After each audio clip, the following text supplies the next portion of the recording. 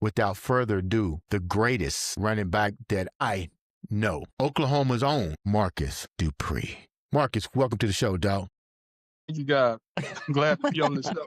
Hey, your check is in the mail. Tell you, he's a good endorser. You know, Marcus, it's great to have you on the show. You're looking healthy. You're looking fit. I love that. Show me that Victor watch. We both collect them Victor watches. Hey, Mike Rozier does the same thing too.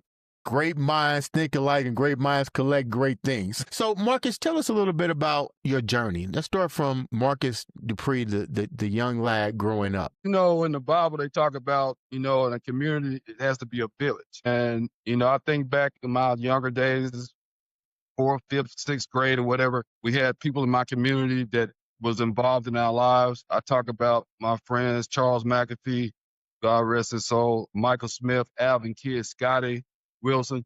I mean, we just had people in our neighborhood cared about us. My mom was a Cub Scout leader. I had another lady, friend of mine she was part of the Cub Scout, the Boy Scout. You know, they look at me and they're like, "You were in the Cub Scout?" No, I mean, that's the type of people we had around. When we played a Little League baseball game, the place would be sold out because we had so many talented kids with the same mindset, and people loved to come watch us play. So it was a village that raised me. Absolutely. Not just my mom, my grandma, but it was a village that raised me. And I'm proud to be from Philadelphia, Mississippi. What are you going to say? I was just saying, man, if we just had that today, can you imagine? Yeah, that's what's wrong right now. We don't have that village anymore. You know, people doing their own thing. You know, you got people out there want to have the microwave life where they want it right now. You got so many young kids. You got, you know, I think about, you know, at times when I just come in from practice or whatever, my mom, my grandma, my grandfather was a minister.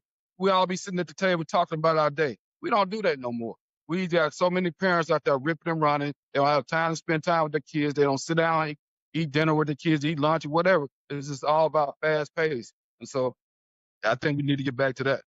What was your family like? You definitely had a tight-knit family from the South. We're almost pretty much neighbors. I'm from the deep South, deep Georgia, Albany, Georgia. The dirty. The dirty. Tell me what it was like with your family. You know, you guys were very close-knit. Your mom, your dad, hardworking. You know, tell me a little bit about that. Well, my grandfather was a minister, first of all. And then my grandma, she grew up on a farm. She was hardcore. She was loving, but she was hardcore. My mom was a school teacher before she passed in 2004. She taught school for 37 years. And my aunt, she was a school teacher also. And then she's in administration. Their brother died early, but he was always part of something going on in the community. He was the deacon of the church.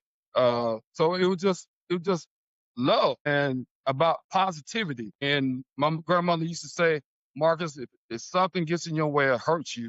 If it doesn't kill you, it makes you stronger.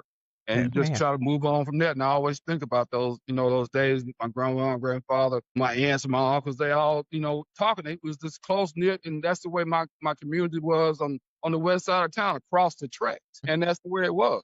Black people it was just, I wouldn't give nothing for it to go back to those times.